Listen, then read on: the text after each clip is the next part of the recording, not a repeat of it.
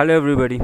Now let's we discuss about the single entry system, and it is also called as incomplete records. Okay.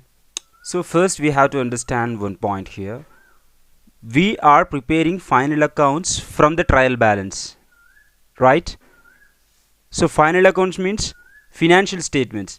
All the financial statements are prepared with the help of the trial balance. So financial statements means profit and loss account and balance sheet. These two are prepared on the basis of the trial balance. Okay.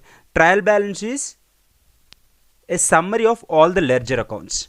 All the ledger accounts and journal entries are prepared on the basis of the double entry bookkeeping system, double entry system.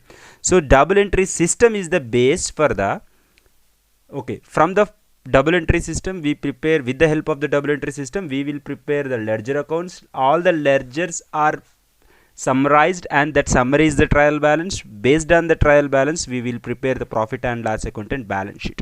So this is the accounting system till we learned and we know that is the complete accounting system. So but what is the single entry and incomplete records? We are also calling as incomplete records.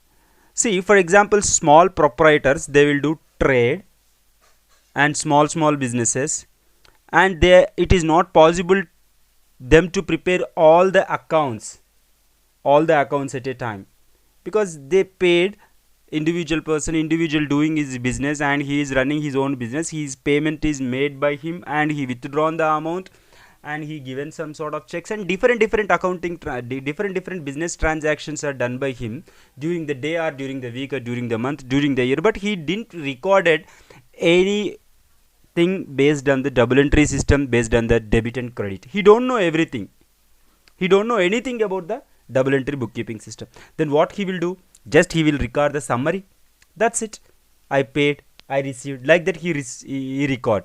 So this is not a constructive accounting system, means something is missing.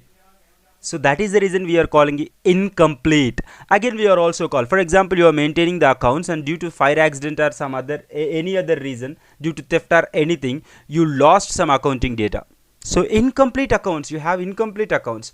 So the existing records you are maintaining under double entry system, but due to the fire accident, due to the any reason, you lost some accounting data, then it become incomplete records.